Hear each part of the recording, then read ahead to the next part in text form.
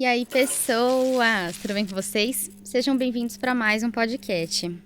E hoje o podcast recebe uma mulher que carrega muitas camadas inspiradoras na sua trajetória. Ela é jornalista, mentora em comunicação e embaixadora de saúde mental. Sócia fundadora do podcast Funk My Brain e autora do livro Diário de Gratidão. E além de tudo isso, ela também vive uma história de parceria e amor do lado do marido, Tiago Torricelli, que já foi o nosso convidado, vocês lembram dele? Que já enfrentou desafios extremos, como a escalada do Everest. E enquanto ela transformava a distância, espera e emoção num conteúdo maravilhoso. Marina Machado. Muito obrigada, Kátia. Muito obrigada. Olá a todos. Muito obrigada por ter aceitado o convite. É um prazer. O prazer é meu. E depois de ver você conversando com o Thiago, foi muito gostoso. Obrigada também. Vai ser uma delícia conversar hoje. Muito obrigada. Marina, como que começou sua história com jornalismo? Como que você decidiu ser jornalista? Como é que foi isso? Você sabe que eu não tive opção, né? Eu acho que eu nasci com isso. Com 11 anos de idade, eu tive hepatite, por exemplo. Uhum. E nessa época tinha um brinquedo que era um gravador, na época de fita, tá? Eu já tenho uma certa idade, né? Tinha umas fitinhas, cassetes. Era um gravador para criança, com um microfoninho. Então, eu já entrevistava a família com esse meu pequeno Gradiente. Vale buscar aí, que aliás é um brinquedo muito simpático. E eu entrevistava a família, eu adorava entrevistar. Com 11 anos eu tive hepatite, eu fiquei na cama quase um mês, não tinha nada para fazer, eu resolvi montar um telejornal. Então fizemos um cenário, eu escrevi todo um jornal para ser apresentado, tem esse vídeo inclusive, uma coisa estranhíssima, jamais será publicado. Nunca ninguém vai ver isso. Nunca ninguém vai ver, não passa pela minha aprovação, mas eu fiz. A minha primeira locução, na verdade, em rádio, foi aos 9 anos de idade. Nossa. Então eu acho que foi uma coisa muito natural. Eu queria ser astronauta, mas eu nunca fui boa de matemática, então eu falei, bom, jornalismo eu acho que é o caminho. Astronauta vai dar um pouco mais de trabalho para chegar lá, vamos ficar aqui no jornalismo. No Brasil fica um pouco mais difícil. Sim, entendo. As pessoas muitas vezes também já me perguntaram do tipo, mas essa coisa de comunicação, como é que surgiu? Eu falo, não sei, sempre esteve dentro de mim, né? Eu sempre tive a necessidade de me comunicar, a necessidade de precisar fazer. Eu também, criança, minha avó me levava para comprar roupa, tipo, temos que comprar roupas agora. Eu organizava um desfile de moda para minha família assistir, cobrava ingressos pelo desfile, afinal de contas. O mínimo, né? Vocês vão estar lá para me ver sem pagar. E eu não podia só desfilar, eu tinha que narrar minha própria roupa, sabe? É isso, eu precisava me comunicar de alguma maneira. Entendo. Vem, né? Vem de dentro. Então foi assim, eu acabei só seguindo o fluxo daquilo que eu sabia que eu gostava de fazer. Vai indo, né? E depois de viver muito tempo com o jornalismo tradicional que você já foi vivendo, como é que foi essa transição para sair do jornalismo tradicional e viver de outra maneira? Eu gosto de dizer que eu não fiz uma escolha num momento de raiva ou de decepção ou de um cansaço absoluto. Eu realmente entendi que eu precisava fazer uma mudança de eixo na minha carreira. Chegou um ponto, eu fiquei, pra você ter uma ideia, 25 anos na TV Bandeirantes. Saí rapidamente para a Globo, saí rapidamente para a Record, mas a Band sempre me chamava de volta. Então eu fiquei 25 anos na televisão, dos quais 15 anos eu fui repórter do Jornal da Band. E nessa época eu apresentei todos os telejornais da casa. E aí todos aqueles sonhos que eu tinha, eu fui conseguindo viver. Então eu fiz coberturas internacionais, eu fiz grandes coberturas no Brasil, entrevistei pessoas, o segundo homem a pisar na Lua, por exemplo, eu entrevistei. Então chegou um ponto que eu falei, caramba, eu acho que aquilo que eu precisava dessa profissão, eu já tenho. E é fácil continuar. Eu acho que isso é normal do ser humano, né? Esse caminho aqui eu já sei fazer, né? Não, e está confortável, eu estou consolidada, mas essa não sou eu. Aí vem uma outra questão, né? Eu preciso sentir que eu estou sendo desafiada, que eu estou aprendendo. Então chegou a ficar muito lugar comum viver a loucura do jornalismo. E aí tem um outro ponto, a loucura do jornalismo, né? Porque você não tem final de semana, você não tem feriado, você não tem horário. Eu já estava incomodada com essa qualidade de vida e eu olhava ao redor para os meus colegas e falava, gente, está muito errado isso aqui. Isso aqui é tóxico, as pessoas estão adoecidas. Então você vai ver que na TV Globo o índice altíssimo de pessoas tomando medicação. Se fala muito do processo na Globo, mas todas as emissoras e jornais, principalmente nos dias de hoje, as pessoas estão sofrendo muito, né? Para lidar com a demanda enfim, os salários nunca foram grandes coisas, salvo exceções de nomes grandes, tá? Mas o geral do jornalismo é uma profissão que não paga muito bem. Eu já vivi uma situação mais confortável na Band, então foi uma decisão importante. Só que eu construí essa saída. E eu não vou dizer para você que eu sabia para onde eu estava indo, Kate. Eu sabia que eu precisava me movimentar. E aí é que está a pegada. Eu fui fazer cursos antes. Então, curso do quê? Do Abílio Diniz de liderança. Fui para a GV fazer um curso. Pô, abriu minha cabeça, um monte de coisa. Depois eu fui fazer algo que já falava, pô, isso faz sentido comigo. Chief Happiness Officer, que é aprender as ferramentas para você promover a felicidade no ambiente de trabalho. Quer dizer, uma coisa muito mais ligada com saúde mental. Totalmente ligada com saúde mental. E aí você começa a falar, bom, então pera um pouquinho, tem muita coisa que eu posso usar do meu conhecimento de 25 anos de jornalismo na TV para outras áreas. Então, quando eu senti que eu já tinha isso estruturado, aí eu me joguei. De paraquedas mental, eu não tinha nada na sequência. Mas deu muito certo a partir dali. Sim. É uma decisão, porque realmente você sai de algo que você já fazia ali há muito tempo, já tinha como forma segura, né, de fazer, para algo novo, né? Para um momento novo, para algo diferente, para um caminho novo, né? As pessoas costumam, Kate, reclamar muito, né? E eu tenho um adesivo no meu carro, se você quiser depois eu te mostro, que eu desenvolvi, tá escrito assim, agradeça mais, reclame menos. Porque a gente adora reclamar, mas a reclamação não leva a gente a um resultado. Ela leva a uma angústia, a ansiedade, a uma irritabilidade, ela contamina as pessoas e o ser humano ele adora reclamar. Senta do lado de alguém e alguém fala, você viu o que aconteceu? O trânsito hoje, para começo de conversa. A gente ama reclamar, porque parece que sacia alguma coisa de uma vitimização natural do ser humano. Eu me recuso um pouco a isso. Tá. E isso é uma construção também com os anos. Eu não quero reclamar, eu quero resolver. Eu quero agir para que aquilo não aconteça de novo. Ou estou no trânsito. Eu até comentei que fecharam uma rua, eu vindo para cá, eu falei, bom, é isso? Então, resolver como? Pelo menos acalmar, avisar, olha, gente, travou, posso atrasar um pouco. Mas a gente adora reclamar. E quando a gente fala isso de trabalho, a partir de uma certa idade, você vai chegando perto dos 40, você já tem aí uns 20 anos de profissão, as pessoas passam a amplificar a reclamação. Porque elas estão descontentes com os chefes, com o mercado, com o valor, com os jovens que estão chegando, com o que eles estão olhando para frente e não estão gostando. E aí vem os medos de eu não sou mais tão útil, o que vai ser de mim daqui para frente. E essa fase, normalmente está casado, já pode estar divorciado, os filhos estão enlouquecendo em casa. Então, a fase dos 40 anos é uma turma da reclamação absurda. Todas as fases têm suas reclamações. Mas essa fase ela tem um valor por conta de tudo isso que eu estou falando. E aí, se você não toma providências para o seu desenvolvimento pessoal, para o seu crescimento, isso vai amargurando. E aí, doenças crônicas. Se eu te falar que 80% das doenças autoimunes são em mulheres, eu te pergunto, por que será? A gente precisa resolver as nossas dores, a gente precisa tomar providências. E, às vezes, interromper um processo de carreira para começar outra etapa é a coisa que mais vai salvar a sua saúde financeira e a sua saúde mental. Foi o que eu acabei fazendo. Sim. E nesse momento foi quando você decidiu pela criação do podcast? Foi.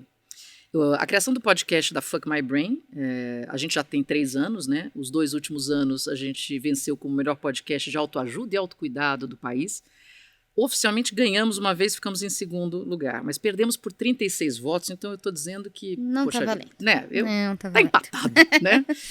Mas brincadeiras à parte. O podcast ele nasce da reunião de 3 mulheres, então a Luciana, a Nath e eu, entendendo que a gente podia ajudar as pessoas com conversas muito sérias sobre saúde mental. E cada uma trazendo uma visão, né? Então, são pessoas de áreas diferentes colaborando para a construção de um conteúdo muito rico. Hoje só estou eu no podcast e a gente agora está ampliando. F My Brain vai virar uma hub de muito conteúdo diferente, muita coisa legal, muita palestra na área de saúde mental. Então, guardo vocês lá também. Mas o Fuck My Brain... Sim, é Fuck My Brain. A ideia é dar um boom na cabeça das pessoas com um conteúdo que respeita o seu intelecto. Veja, eu venho de televisão, de um jornalismo que está sofrendo um momento histórico de muita falta de qualidade nas coisas, muita opinião sem fundamento, ou de opinião porque cabe com o que eu acredito ou gosto, que é diferente do que de fato é. Né? Jornalismo você tem que apurar, e jornalismo tem que ter os dois lados. Você que assiste, avalia o que funciona para você. Mas os fatos têm que ter os dois lados da moeda. Hoje, a gente, no mundo todo, no geral, não é só aqui, a gente põe o nosso lado. E isso não é produtivo. Fora as redes sociais, que são muito poderosas para trazer conteúdos ótimos, mas que a gente, por conta do que a gente gosta, o algoritmo vai dando aquilo que, né, não está ajudando muito para a gente. Então, de fato, a F My Brain é uma pegada para respeitar você e trazer conteúdo só com gente muito qualificada. Eu sou muito chata com isso. Não vou botar gente que vai trazer só clique, não. Eu quero gente que sabe do que está falando. E é um prazer, porque saúde mental está aí uma outra coisa. Saúde mental, hoje a gente ouve muito burnout. Agora a nova legislação com o NR1 entrando, e que é importantíssima, mas a saúde mental não é burnout. Saúde mental é o seu sono, saúde mental é o sexo, saúde mental é a relação com os filhos, lidar com seus traumas. Saúde mental é o medo da tecnologia que está afetando o nosso futuro. Então, assim, a saúde mental é muito mais ampla. Sim. E essas conversas precisam acontecer. Porque aí vem o que eu falo sempre. Antes de falar com o mundo, você tem que falar com você mesmo. Enquanto você achar que a solução dos problemas está do lado de fora, por isso que eu digo pare de reclamar, comece a olhar para dentro, porque a estrutura toda tem que estar organizada.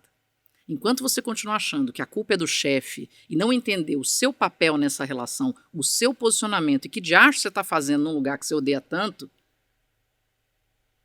o chefe vai continuar lá ou pode trocar por um outro infeliz ou por outro infeliz. E quem é esse chefe? Por que ele é um infeliz? Enfim, cada um está vivendo sua vida. Para de olhar para fora, começa a organizar a casa do lado de dentro, que eu garanto que as coisas melhoram. Sim. Eu tô aí criando conteúdo pra internet. Esse ano faz 6 anos, né? E aí, eu sempre... eu tenho um diagnóstico de bipolaridade tem 12 anos, e de depressão há mais tempo e tal. Mas desde sempre eu falei sobre. Eu fui a pessoa em que sentia necessidade de falar sobre. Porque eu achava que as pessoas recebiam o diagnóstico, guardavam dentro do bolso e viviam com aquele diagnóstico, com aquela coisa muito intrínseca. Principalmente com a bipolaridade. Com a depressão, as pessoas até falavam um pouco do tipo, ok, eu tomo antidepressivo, terminavam nisso aqui e iam embora. A bipolaridade era muito do tipo, muito ainda, principalmente há 12 anos atrás, imagino, né? Sim. Muito tipo, o que é isso? Ela troca de humor 30 vezes ao dia e seguimos a vida. Não troco. Então eu sempre tive muita necessidade de falar sobre. E há 12 anos atrás eu falava pra minha roda de 3 amigos. E aí eu fui falando pra 3 amigos, pra 6 amigos, e fui falando. E quando eu comecei na internet, eu comecei falando de beleza e maquiagem, sigo lá falando de beleza e maquiagem, fazendo todos os vídeos sobre. E em algum momento, num dia que eu estava completamente muito ruim, numa crise muito ruim, eu falei, quer saber? Liga a câmera aí, eu vou falar. Escreveu o roteiro? Eu falei, não, pra esse vídeo não tem roteiro, liga a câmera aí que eu vou falar. E aí é um dos vídeos que eu falo que é o queridinho da semana, que a galera ama assistir, que é o que se passa na minha cabeça, que eu falo de saúde mental. E tomou proporções que eu não esperava, né? Porque eu falo, é com um especialista? Não, é comigo, é sobre o que eu vivo, é sobre a minha experiência. Muita experiência? Né, gente? São muitos anos vividos. Então, sim. Mas é muito perceptível que quando você começa a falar, as pessoas em volta começam a se identificar com você, né? As pessoas começam a te procurar sobre isso e isso começa a acontecer, assim. Quando eu comecei a namorar meu marido, ele falava, nossa, eu não conheço nenhum amigo meu que tem nenhuma questão de saúde mental. Imagino. Aí a namorada surgiu que tinha e falava sobre, ele falava, gente, todos os meus amigos de 30 anos de vida têm questões com saúde mental e eu não sabia. Eu falava, é porque eles não falavam pra você, eles vieram falar pra mim, sim, né? Sim. Então, quando eu descobri, né, o seu podcast, eu falava, gente, eu consumi ele de ponta a ponta. Jura? Acho que todos os episódios eu já assisti, porque realmente é um assunto que... Algum especial que você gostou? Gente, o da senhora de 102 Ah, anos. Dona Hélina, vai fazer 104 agora, 104. hein? Falei com ela, bom, entrevistei Dona Hélina, 104, vai fazer 104, vai chegar lá. Liguei para ela semana passada. Falei, Dona Hélina, como tá a senhora? E ela não tá usando o aparelho de ouvido. Algum tio te deu. E eu grito, Dona Hélina, como é que tá a senhora? E aí ela, Marina, ai, que alegria. Tá, assim, ai, eu caí, machuquei, tava com o braço todo enfaixado e tal. Ela falou assim, sabe como é que é, né? Acho que eu fiquei madura, tava verde, aí caí. Eu me rachei de rir. Essa é a mulher de 104 anos, super pra cima e brava que se machucou, porque, pô, acabou com o pilates dela. Exato, né? Agora eu vou ter que ficar sem ir pro pilates. Assisti também recente um da moça que tava falando sobre ciúmes. Ah, da Renata Braz. Figuraça, Renata, figuraça. Adorei dela falando sobre ciúmes também. Quase atropelou o namorado. Ainda bem que foi quase, né? Nem ligou o carro, gente, e tudo mais. Mas é uma figura. Sim, Renata é ótima. Então é ótimo, porque realmente, né, falar sobre saúde mental é muito... É muito incrível, porque você traz a identificação das pessoas, né? Mas o que você faz ao falar de você permite às pessoas entenderem que elas não estão sozinhas. Porque o problema das redes sociais é que a gente posta gente de cabelo feito, maquiagem feita, linda, sorrindo, maravilhosa. É tudo propaganda de Doriana. Mas, assim, se tudo fosse tão bom assim, é como a gente fala do LinkedIn também, eu quero trabalhar para todas aquelas pessoas, porque todo mundo é tão maravilhoso. Agora, se você vai ver no dia a dia, as pessoas têm vidas muito complexas, muito difíceis, cheias de pepino. Os filhos têm pepinos, a família tem pepino, e a gente não posta isso. Então, quando a gente abre o coração de uma forma natural, a gente faz com que as pessoas sejam acolhidas, entendeu? E essas conversas cheguem. Então, isso é muito, muito saudável. Parabéns, inclusive. Obrigada. Teve até um dos episódios do podcast que o meu psiquiatra veio, inclusive para separar um pouco a depressão unipolar da depressão bipolar, explicar um pouquinho sobre as diferenças delas, né? Os polos maníacos, os polos depressivos e tal. E aí foi um episódio em que os cortes reverberaram muito, porque as pessoas, tipo, ah, ok, sim, agora entendemos o que é um episódio maníaco, né? Porque eu tentava explicar muitas vezes e as pessoas paravam na minha explicação e falavam, tipo, tá, mas não é uma melhora? Eu nunca abordei isso. Acho que vou abordar. É muito legal. Muito obrigada. Farei um programa sobre isso. É um tema bem legal, porque realmente as pessoas têm dúvidas sobre. Claro, até eu tenho. É bem legal. E você tem algum episódio que te marcou mais, assim, de fazer do seu podcast? Ai, que duro. Meu Deus, eu tinha que responder isso rápido. Não sei. Ah, meu Deus, ai, meu Deus. Ou alguns, né? Pode ser, não vamos botar um só, né? Bom, Dona Hélina, sem dúvida, é uma absoluta paixão. Absoluta paixão. Mas tem um episódio lá atrás do Comandante Luca. Eu falei com o Comandante Luca 2 vezes. É que o Comandante Luca é meu amigo há 20 muitos anos. Mas poder trazê-lo para essa conversa, o primeiro programa que a gente gravou com ele, é muito marcante, é muito forte. E eu gosto muito da correção dele. O Comandante Luca foi um dos fundadores do GAT, o Grupo de Ações Táticas Especiais, e ele transformou o GAT, né, no que, como ele bem diz, o bandido pede o GAT. Porque sabe que o que é combinado é feito. Então é aquele papo reto, é aquela coisa de ética, de condução. Eu gosto tanto, mas é que é muito duro, porque tem cada conversa incrível, eu não sei te responder. Eu vou voltar naquele que o primeiro que fez, um grande assim, que a gente falava, pronto, foi aquele. Mas tem tanta coisa, tanta, porque são, como eu te falei, são camadas diferentes, né? Então tem propostas assim que você fica embasbacada. Até biomimética, que as pessoas nunca ouviram falar, é transformador. Falar da parte neurológica é transformador. Então... Eu te entendo completamente. No episódio de fim de ano, também acho que me veio uma pergunta tipo, e qual o episódio? Eu falei, não consigo. Porque aí tem um que foi meu, né, aqui não temos um tema que fica central, né, mas, pô, tem um de uma história muito emocionante, tem um de uma história muito engraçada, tem um de uma pessoa que, pô, era meu sonho que a pessoa estivesse aqui, então não consigo, tipo, né, não consigo eleger um. Tem um, por exemplo, que é muito xodozinho, mais recente, vai. Que é com a doutora Maria Goretti. A doutora Maria Goretti, ela foi diretora da área de cuidados paliativos por muitos anos no Hospital do Servidor Público aqui de São Paulo. Cuidados paliativos, pessoal. Só que ela é uma aula de cuidado paliativo e as pessoas têm um entendimento muito equivocado do paliativo. Quando você toma Tilenol para dor de cabeça, isto é paliativo. Paliativo é quando você toma uma medicação ou faz algum cuidado que não cura. Tá. Então, tudo isso é paliativo. Agora, quando você está curando, aí é tratamento. Tá. Então, quando você está num momento de vida onde você está tratando um câncer, você está enjoado, o remédio para o enjoo é paliativo. Só que dali a pouco você está com mais paliativos do que coisas com cura. E aí a gente pensa no paliativo só aquilo que não... é lá no fim.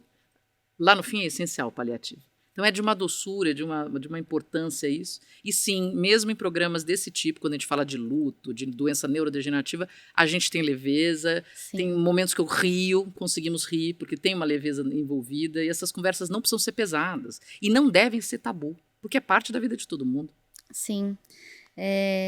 A gente estava, eu e meu marido, a gente estava conversando outro dia sobre a questão de morte e tudo mais, porque o Andreas Kisser perdeu a esposa tem algum tempo, quanto tempo? 3, 4 anos, talvez, de câncer, né? E antes dela falecer, ele divulgou muito, né? Falou muito sobre o fim do tratamento dela e tal. E depois que ela faleceu, ele tem um festival que é o Patfest, em que ele reúne vários artistas que foram importantes e tal. E ele fala muito sobre o quanto as pessoas não se prepararam para falar sobre a morte. E quanto é um tabu. Quando ele foi falar sobre a morte, as pessoas, não fala disso. Ele fala, por que não? Temos que falar, vai acontecer, gente. E a gente acha que não vai ser com a gente, que não vai estar aqui. Eu dou graças a Deus que eu acordei. Tem gente que não acordou. Né? Então, que bom que hoje eu estou aqui, tem um quadro branco para pintar. É maravilhoso. Né? A gente tem a impressão muito equivocada que está garantido que a gente vai estar acordado amanhã. E não é verdade. Que bom que estamos. Exatamente. E sobre escrever seu livro? Como foi? Em que momento foi? Como foi esse processo? É fofucha essa história. Eu estava... Bom, eu tive meu segundo filho com 40 anos, né? O meu mais novo, eu tinha 31, o meu mais velho eu tinha 31 e o meu mais novo 40. E logo depois que ele nasceu, tivemos o lockdown da pandemia. E eu estava com ele no colo, pronto para dormir, aquela coisa maravilhosa, vivendo aquele amor incrível, em lockdown, com meu emprego garantido, porque eu estava numa licença maternidade, em casa, protegida, e aí eu olhava na TV aquelas imagens dos caminhões com corpos na Itália, e aquelas cidades vazias, assim, aquela tristeza toda, e eu falei, meu Deus do céu, como eu estou grata por estar vivendo esse momento tão protegida aqui. E aí eu falei, nossa, mas está todo mundo indo lá fora, na varanda, saindo de casa para aplaudir os caminhoneiros, os motoqueiros, os médicos, aquela coisa toda.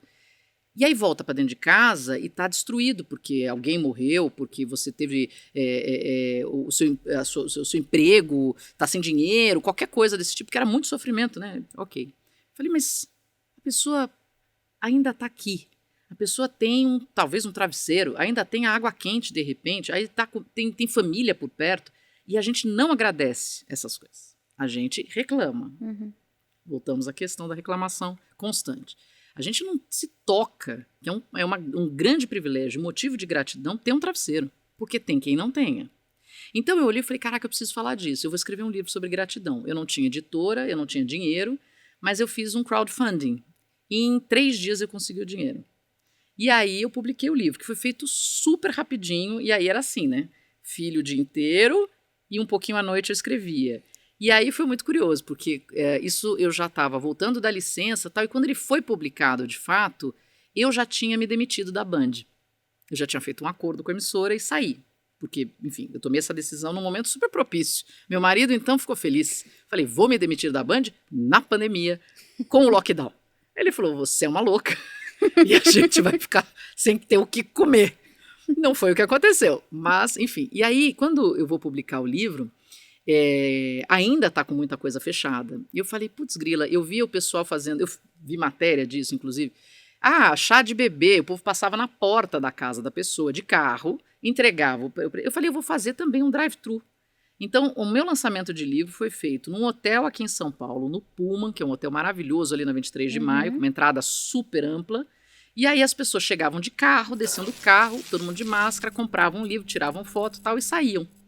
E é um livro Legal. que é publicado por mim, né, em gráfica, então não tem livraria, não tem nada, mas também nunca foi feito para eu ganhar dinheiro. Então eu dei muito livro, o que eu doei de livro, enfim, só nesse lançamento que eu cobrei, eu acho.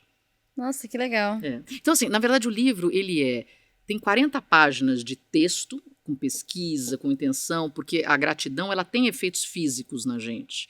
Ela muda a composição química, biológica, a frequência. Isso faz, inclusive, redução de depressão, redução de obesidade, a prática da gratidão. Então, não é dizer, eu sou grato pela minha família, pela saúde. Não, não. Isso é uma constatação muito superficial. A prática da gratidão é que te coloca num estado de presença e de bem-estar que tem um efeito no corpo como um todo. Então eu coloco as pesquisas científicas, os estudos, é bem interessante. E depois o livro tem uma parte de preenchimento diário, com propostas eu faço perguntas para ajudar as pessoas a responderem, então você tem uma parte de preenchimento e tem um diário mesmo, onde você pode todo dia preencher por um período. Ah, que bacana. E as pessoas encontram para comprar? Não encontram mais. só comigo. Só com você. Manda um Manda um DM. DM. Manda um DM que eu mando. Arrasou. E tenho poucos, viu? Então manda logo. Mande logo um DM. Senão não vai encontrar mais. Quem sabe eu faço uma outra edição, né? É que eu fiz de uma forma muito despretensiosa, mas realmente foram, acho que, 1000 livros e estamos no finalzinho. É isso, manda logo. E aí, vou perguntar sobre uma coisa que eu fiquei curiosa desde que o Thiago veio aqui. Jesus amado. Gente, bom, vocês estão perdidos, vocês precisam... Depois que acabar esse episódio, aí vocês vão no episódio número, não sei, vai estar aqui, que é o episódio do Thiago. Sim, gente, o episódio sobre o Everest. Gente, eu encontrei o Thiago no TikTok. Tá. Eu estava com um hiperfoco em escaladas de grandes montanhas. Jura? Estava. É. E assim, não, eu não queria escalar uma grande montanha, né? Não era esse o ponto. Eu queria ver sobre pessoas que escalavam grandes montanhas. E aí, na verdade, eu sempre parava ali nas pessoas que estavam no base camp. Tipo, eu encontrava muitas pessoas ali e tal. E aí, de repente, encontrei ele dando entrevista. Eu falei, gente, não, esse cara foi um pouquinho além do base camp, assim, um pouquinho mais. Não vou dar spoiler da história dele. Vai no episódio dele. E aí eu falei, meu Deus, tipo, uau. Eu falei, eu queria falar com esse cara. Será que ele vai topar falar comigo? Na primeira troca de mensagens, tipo, claro, vamos, tal.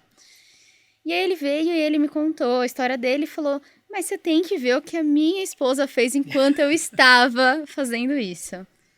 Qual que foi sua reação na hora que seu marido virou pra você e falou, então, vou escalar o Everest? É muito antes do Everest. Tá. Porque, veja, vamos fazer uma reclamação aqui ao vivo, tá?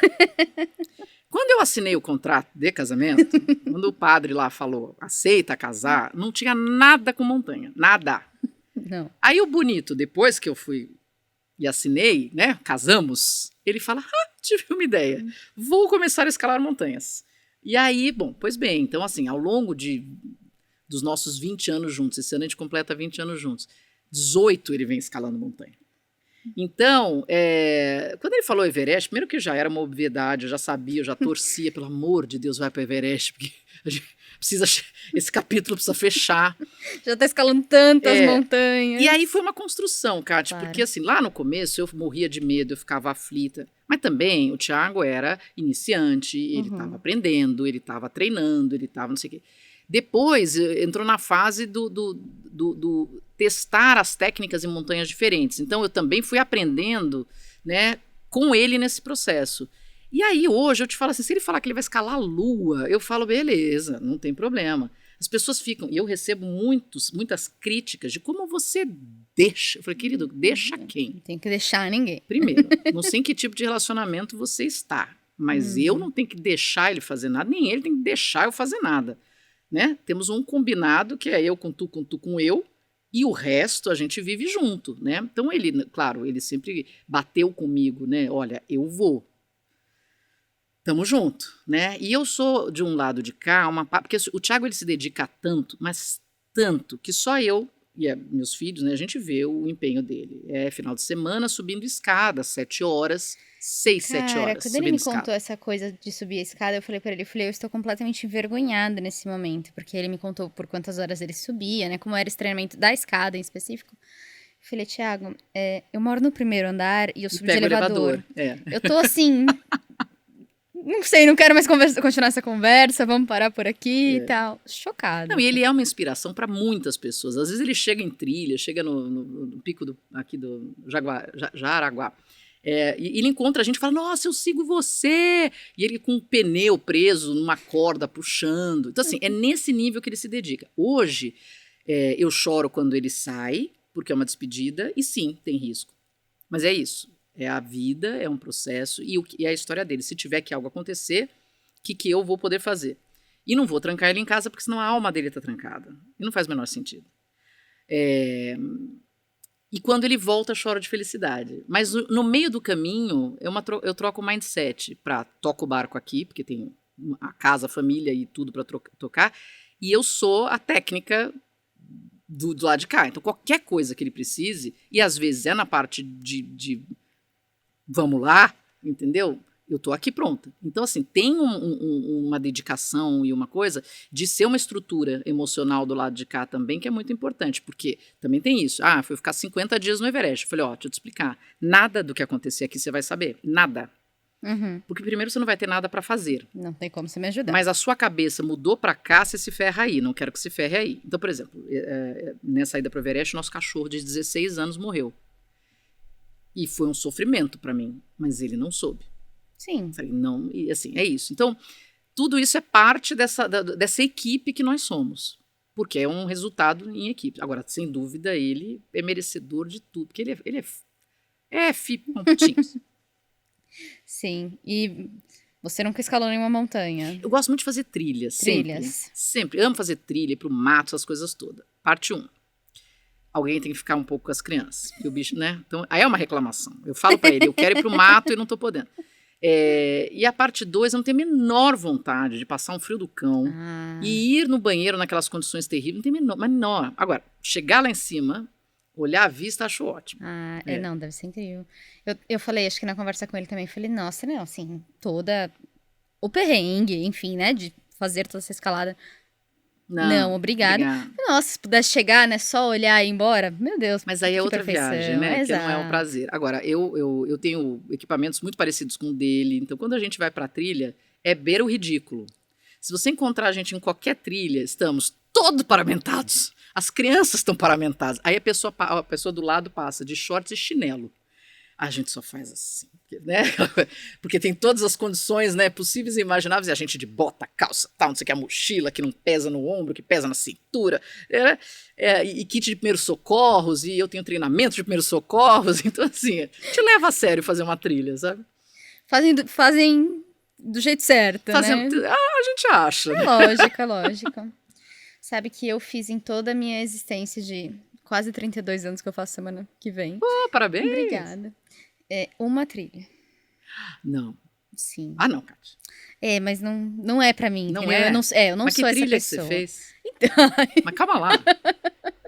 Não vai ficar mais ridícula ainda essa história. Melhor, corta.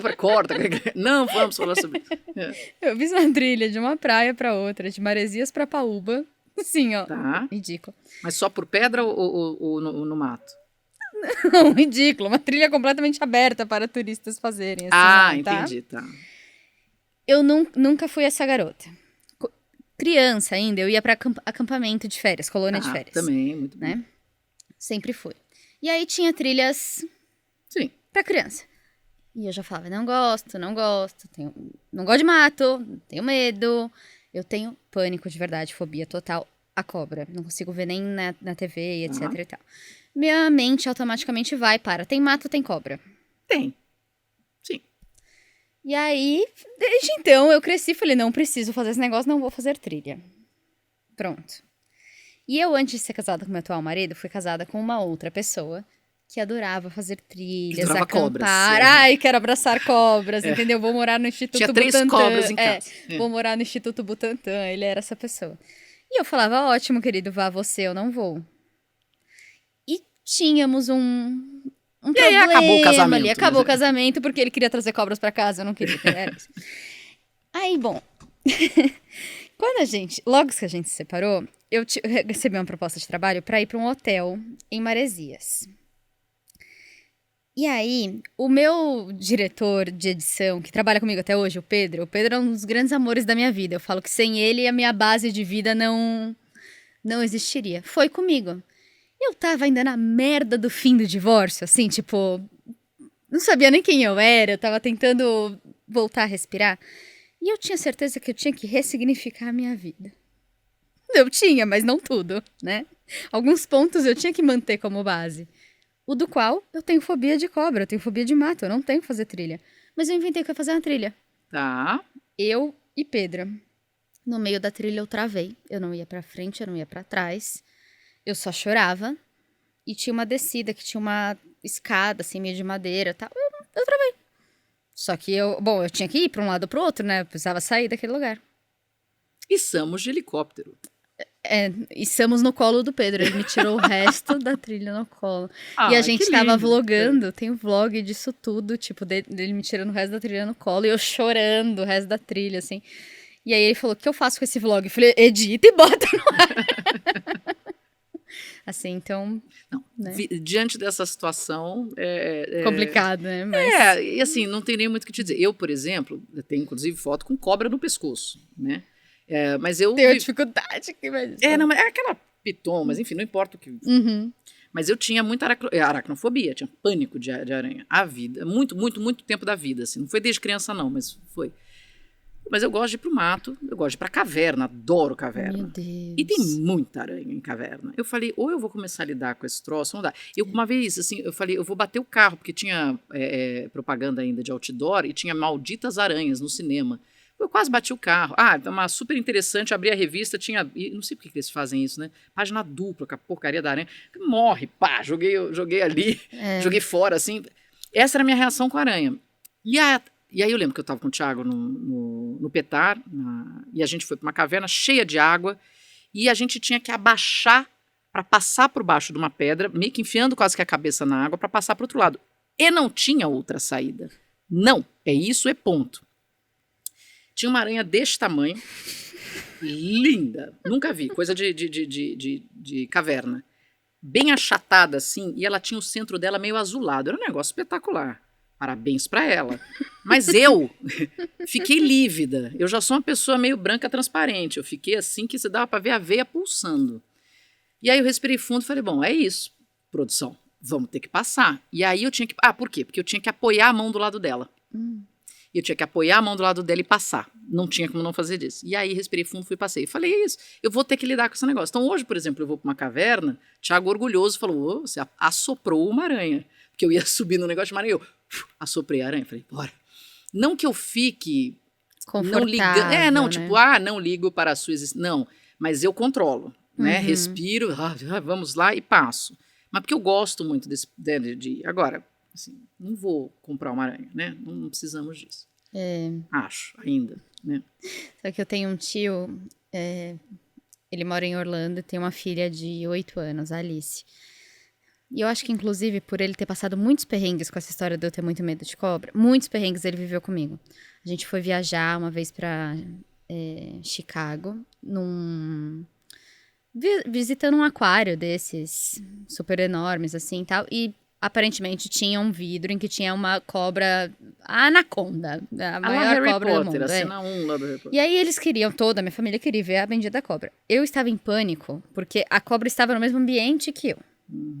Aí ele falou, vem aqui que eu vou te deixar na frente dos pinguins. Fica vendo os pinguins, a gente vai ver a cobra, eu venho pra te buscar. Ele esqueceu que ele me deixou na frente dos pinguins, ficou lá andando no aquário, eu tava em pânico, eu não conseguia sair da frente dos pinguins. Eu fiquei lá, tipo, você era uma criança? Não, eu tinha 20 e tantos anos. E eu fiquei lá, tipo, travada nos pinguins. E acho que muito por ele ver tudo que eu passei com isso, ele ficou, tipo, quando eu tiver uma filha, eu preciso tirar todos os medos dela pra ela não ser essa menina. E aí, principalmente com bicho. Essa menina, desde criancinha, ela pega aranha, pega cobra, tudo. E aí ele posta as fotos dela com a cobra no pescoço, com a aranha na mão. Gente, eu tive briga com ele porque ele botava a cobra no pescoço da filha dele. A filha dele! Que eu tô brigando com ele? Ok, dinâmicas de família, casos de Entendeu? família. É, Cristina Rocha, né, que fazia casos de Aí eu família. tive que silenciar o stories da menina porque eu tinha foto com cobra. É meio desagradável, né? Você Né? não gosta, o negócio aparece, é chata. Enfim. Ou seja, né, a trilha eu vou deixar pra vocês, escalar montanha muito menos, né? Tudo certo. Tem outros esportes. Exato. Mas eu adorei assistir os conteúdos que você criou na época em que ele tava Não, mas por que começou escalando. esse conteúdo? Eu tinha o Luca, primeiro, meu mais velho, Tá. e papai ia ficar 20 dias fora. O que eu falo para ele? Então, eu comecei a montar cartolinas em casa com montanha de algodão. E aí eu pegava a foto do Thiago e porque tinha o GPS, eu sabia mais ou menos onde ele estava, eu marcava, o papai chegou aqui no campo 1, depois o papai chegou no campo 2, para cada montanha que o Thiago ia. Para que o Luca soubesse, assim, entendesse um pouco onde o Que pai tava estava. rolando. E assim, aqueles GPS antigos você só tinha localização, então você não tinha como digitar, ele não tinha como falar com ele, e muito menos sinal de celular, fazer imagens, você só ia ter isso quando ele voltasse. E aí o Luca também participava, montava coisa para o papai e também era um apoio para o Thiago, para que nós estamos juntos nesse projeto. Ok. Então comecei a fazer isso. Só que um belo dia o Thiago vai para o Denali e fala para mim assim: Má, você toca as minhas redes, porque eu vou ficar, sei lá, perdão, vou ficar 20 dias sem contato. Tá bom, vamos lá, toco suas redes. Eu falei, mas que de acho eu vou fazer, né? Tem pouco. E aí me veio a ideia de criar uma. Ah, bom, aí eu fiquei com muita preguiça de ter que estar de cabelo feito, arrumada para fazer. E naquela época, repórter, né? Então eu tinha essa coisa de ainda me preocupar muito com o estado Com a que eu imagem, tava, né? Tava uma preguiça de. E aí eu falei, cara, eu vou criar uma coisa. Eu vou entrar toda vez vestida com esse casaco de esqui, que aí eu posso me cobrir inteira com óculos e tal, não sei o quê. Então se eu tiver horrorosa, ninguém vai nem prestar atenção. E eu vou fazer umas brincadeiras de microfone. Então o meu microfone para falar vai ser um sorvete. E aí eu usei o sorvete por muito tempo, que faz sentido, é frio, né? O cara tá congelando lá, aquela coisa. E depois eu falei, vou usar uma garrafa de vinho, porque hoje só com vinho, né, produção? E assim vai. E aí eu criei essa coisa da esposa chamando a esposa, como se fosse uma reportagem, um link. E eu brinco muito com a situação, até parecendo que eu tô irritada com as coisas que ele está fazendo e tudo mais, porque é engraçado, né? Fica uma coisa engraçada, não deixa de ser verdade. Ele foi pro Everest, por exemplo, dali a pouco, um dia teve avalanche e ele foi pego pela avalanche, no outro dia teve terremoto. Eu falei, brincadeira, né, gente? E faz o quê aqui em casa? Falar, tá tudo lindo, tá tudo super legal. Não, pô, ele tá... Mas eu tento fazer isso de uma forma engraçada. E aí, assim, apareço de pijama e dane-se, porque eu preciso fazer alguma coisa. Então lá, eu me exponho até de uma forma que ninguém nas minhas redes imagina que eu faça. Porque, bom, eu sou eu o tempo todo, mas lá sou eu numa versão muito mais brincalhona, vai. No meu perfil sou uma pessoa profissional, que sou eu também. Mas aí virou um troço engraçadíssimo. Aí meus filhos adoram. Aí virou um negócio, Ah, sensacional. É muito divertido mesmo. Pra quem assiste, pra quem faz, e pensar o que eu tenho. Eu tô no banho falando de, o que eu vou falar hoje? Uma pressão psicológica, um deadline. Pra tudo, né? Pra tudo. todas as criações de conteúdo, né? Todo mundo vê a produção feita ali, né? Fala, ai, que gostoso de fazer isso. Fala, delícia. Acham que é fácil. Como é que é? Vem as pingas que eu tomo, mas não os tombos que eu levo. É uma delícia. É gostoso mesmo, gente, mas não quer dizer que não dá trabalho. Exato. Né? Exato. E depois de tudo isso que você já fez, tem feito, tem alguma coisa que você tá querendo fazer no momento, que você já tem de plano? Nossa, tudo. Absolutamente. Bom, primeiro que eu vou a 150 anos, né, Kátia? Não aceito é o mínimo. menos. A vida é tão maravilhosa, eu não fiz tanta coisa que eu quero fazer que não dá tempo, né? Então, muita coisa. Profissionalmente, existe, claro, um caminho da F My Brain, um caminho na palestra ligando comunicação e saúde mental, com performance dentro das empresas, que isso está muito estruturado e tudo mais. Mas eu, por exemplo, você imagina que loucura, né? Quando eu saio da Band, você acha que eu imaginaria que eu seria instrutora da International Space University, que é ligada à NASA? Há 3 anos eu sou.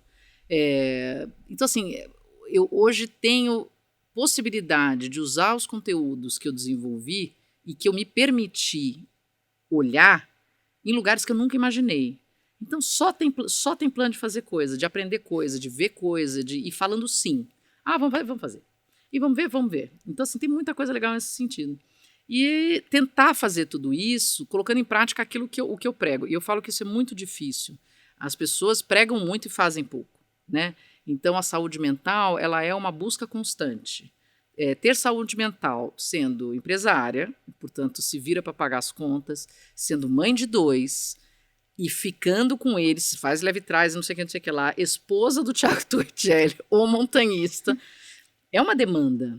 Mas é muito fácil falar daquilo que eu não conheço e não pratico. Difícil falar e praticar. E eu, de fato, vivo e tento praticar e aprimorar tudo isso que eu entendo que é bom para a saúde mental. Isso muda o quanto de hora eu vou me dedicar a algumas coisas, o quanto que eu vou estar disponível para algumas coisas. Tem que fazer escolhas constantes em busca desse equilíbrio de vida profissional, pessoal, com foco em saúde mental, visto que eu quero chegar a 150. Então, tem mais um livro que agora eu vou escrever, focado F My Brain, focado em todos esses 3 anos de conteúdo de saúde mental.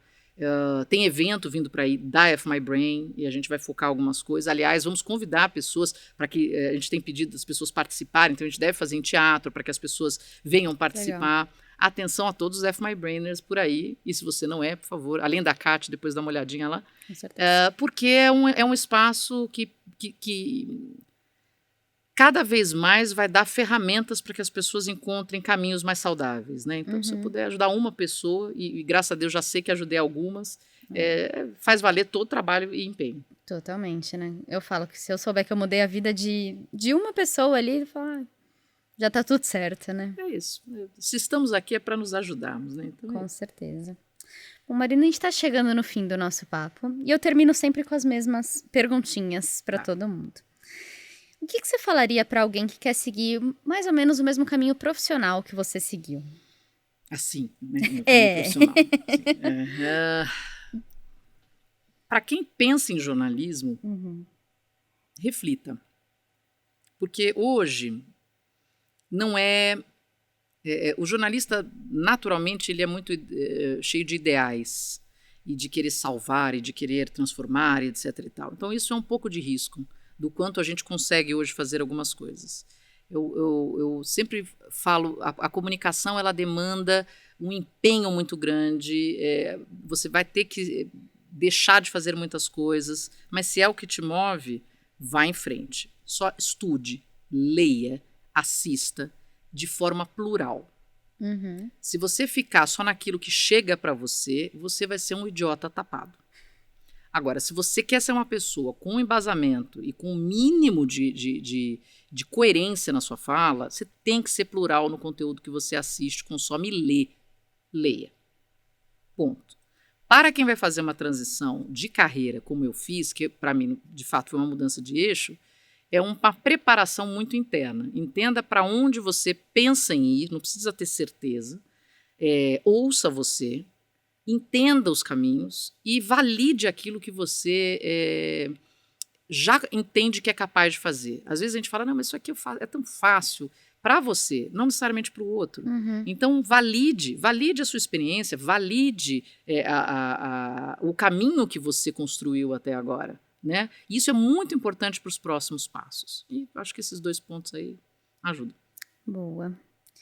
E agora eu queria te pedir a indicação de outra pessoa para vir aqui também conversar com a gente. Cleisla Garcia, repórter maravilhosa muitos anos da Record, inclusive, mas hoje ela está fora, construindo uma carreira linda. Por quê? A Cleisla é uma das pessoas assim que tem uma energia muito próxima da minha. E estou trazendo Cleisla para F My Brain também. A Cleisla, ela fez um estudo muito aprofundado sobre suicídio e ela criou um livro lindo sobre isso para ajudar os jovens. Ela é uma pessoa que, como jornalista, sempre pesquisou muito a fundo para falar dos temas que ela precisava falar e ela acabou sendo colocada em situações muito doloridas, né, para qualquer pessoa, qualquer jornalista, que era tratar daqueles temas mais sofridos. Só que ela fazia com tanto carinho, tanta integridade, tanta correção, que eu tenho uma absoluta admiração por ela. Então, e esse trabalho que ela faz hoje, tanto na área de comunicação, tanto na área de prevenção ao suicídio, é urgente para a gente falar. Urgente. Lindo demais. Incrível. E ela tem um nome inesquecível. Fácil, não tem outro. Marina tem um planeta. Agora, Cleisla, só uma, acho. Vamos tentar falar com ela, com certeza. Eu passo contato. E a gente tem uma playlist nesse podcast. Vixe. É uma grande maluquice, porque você imagina, a gente tem 60 e tantos episódios, cada um vem aqui e indica uma ou duas músicas. É uma grande maluquice, mas é uma ótima playlist, porque... Então eu queria uma indicação de uma ou duas músicas que você goste pra gente pôr na nossa playlist maluca. Bom, as minhas playlists são malucas, porque eu sou uma pessoa também muito plural, né? Aquela coisa toda. Tem uma que eu sou alucinada já há mais de um ano, assim, que eu adoro e pulo em casa, e as crianças, mais novo, com certeza, gosta muito, que é The Bar Song. E depois vem escrito Tipsy, conhece? The Bar Song é country, mas não vai dar certo. E... que é uma que bateu na minha cabeça, nada a ver agora. Nada a ver. Mas eu adoro também, é das antigas, chamada Cheia de Manias. Muito Boa bom, pra dançar também. muito bom. Nossa playlist é maravilhosa. Eu vou acrescentar suas músicas e te mando o link Agora pra você fiquei dar com uma vontade olhada. de ouvir, ferrou. E agora, te como é que mandar. faz? Não, vou ter que ir pro carro e vou botar na minha playlist. É sensacional, assim, é uma grande loucura, mas é uma boa loucura. Boa, bora. E agora eu queria te dar esse espaço para você divulgar os links das suas redes, arrobas e tudo mais. Muito obrigada. Bom, facinho, porque a gente tá no YouTube, tá no Spotify, tá no Instagram. Eu tô como Marina_Machado. E a F My Brain no YouTube, @canal F My Brain. No Spotify, @FMyBrain. E o Instagram tem um pontinho no meio. Então, @fmy.brain. É isso. Muito obrigada, Kátia. Arrasou. Vão lá procurar. Eu juro que vale muito a pena assistir, gente. É muito legal mesmo. Eu fiquei viciada. Muito obrigada por ter aceitado o convite. Eu adorei o papo. Obrigada a você, Kátia. Adorei o papo também. Você é uma fofa. Muito obrigada. Adorei todos vocês. E espero que a gente possa ter contribuído, né, para algumas reflexões. Com certeza. Muito obrigada mesmo, Marina. E assistam do Thiago Torricelli. Sim, gente. Vale muito a pena. Termina esse aqui e já vai lá no dele. É inspirador. Muito inspirador mesmo. E é isso, gente. Esse foi mais um episódio do podcast. Muito obrigada por terem ficado até aqui. Não deixa também de ouvir a gente lá no Spotify, a gente também tá por lá. Não deixa de me seguir em todas as redes sociais, a Cat Bonagura em tudo, no Insta, no TikTok. E aqui, a gente também tá na plataforma do Popcast, se preferir assistir a gente por lá, também pode. E é isso, não deixa de deixar o joinha, se inscrever no canal, tudo ajuda muito. Combinado? Um grande beijo. E tchau!